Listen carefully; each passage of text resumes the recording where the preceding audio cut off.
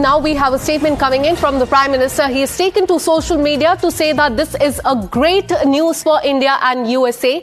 We have agreed on a framework for the Interim Trade Agreement between our two great nations. I thank President Trump for his personal commitment to the ties between our countries. This framework reflects the growing depth, trust and dynamism of our partnership. It strengthens the Make in India by opening the new opportunities for India's hard-working farmers, MSMEs, startup innovators, fishermen and more. It will generate large-scale employment for women and the youngsters. India and the US share a commitment to promoting innovation in this framework will further deepen the investment and tech partnership between both the countries. This framework will also strengthen the resilient and the trusted supply chain and contribute to the global growth. As India moves towards building a Viksit Bharat, we remain committed to building a global partnership that is future-oriented, empower our people and contribute to the shared prosperity. So here Prime Minister has also mentioned the hard-working farmers, because this is the point of contention that the opposition parties have put the question on.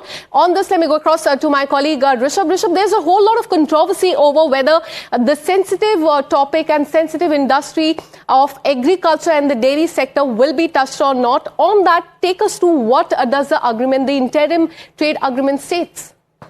Well, Akansha, yes, the interim trade agreement between India and US do point out and shed light on these sensitive issues as well. India has opened up the agriculture market. There is no two doubts about it. But what in agriculture is the main point?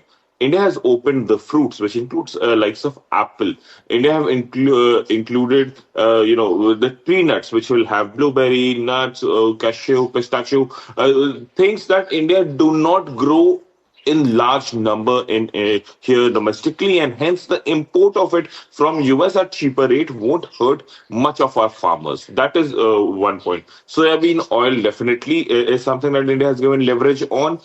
Animal feed again has been given. So these are the things that the leverage has been given, but largely what we grow, wheat, rice, pulses, or for that matter, other agricultural products, corn and other things that have been protected by India. And that is something that is very clear, that India has protected the, major interests of Indian farming. When it comes to, dairy, it's not just farmers' issue. There is sensitivities related to the religious aspect of dairy as well. And hence, what have India agreed upon to give leverage on? The processed dairy, which includes cheese, which includes, other dairy products which are not raw in form, and hence is not consumed by many in India, or is not used for religious purposes, and hence absolutely. And the politics has started over this entire matter. Let me go across to my colleague Niyamika, who's been tracking the details and the reactions coming in from the Congress party.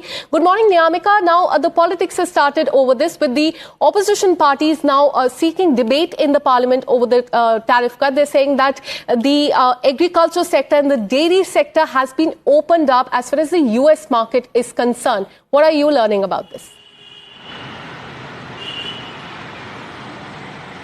Well, Akansha, since the United States President Donald Trump has made this announcement via tweet that a trade deal has been signed between both the countries, since then we have seen that how the politics has been continuously being done by the opposition parties. They are raising concerns over the agricultural sector as well as the industrial sector, and that is what is being stated today as well by the Congress Party's Lok Sabha MP, Mr. Manish Tiwari as well. He has questioned that has India opened its industrial and as well as the agricultural sector wide open for the United States without letting any hindrance.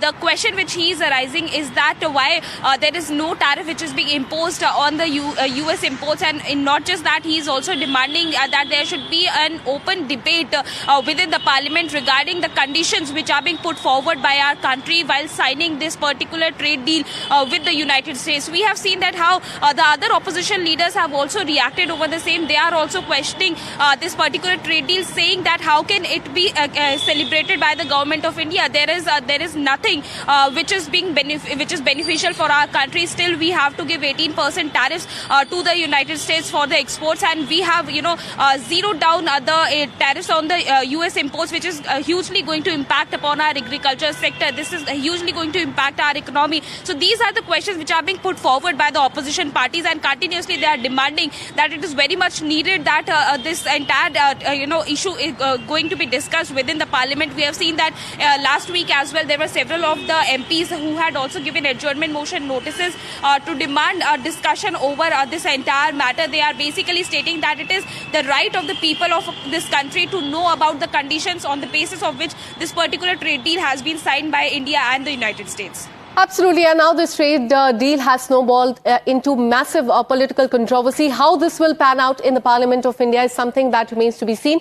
Thank you so much, Niyamika, Rishabh and Srinjoy Chaudhary for joining me on the broadcast. Let's take you through what S. Jaishankar has said on this interim agreement. He said, and I quote, "The framework for the interim agreement will realize a mutually beneficial India-US trade partnership. The framework will ensure greater market access and opportunities for exporters.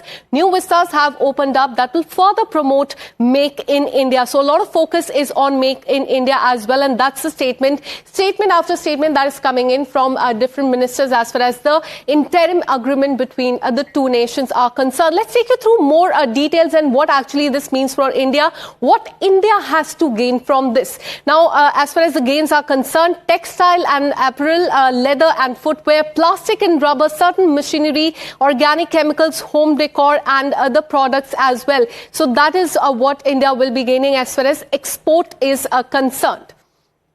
Let's get you more details about the India-US trade deal as well. As the government here has also been saying that this is the best deal in the neighborhood. So let us take you through the details about India and the neighborhood. India has 18% tariff right now. The highest one is China at 34%. Bangladesh is 20%. So for Sri Lanka, Vietnam, Pakistan and Indonesia. And that is why after, in fact, as far as India and US are concerned and this trade deal is concerned, government has been saying that we have the best deal in the entire neighborhood. With this,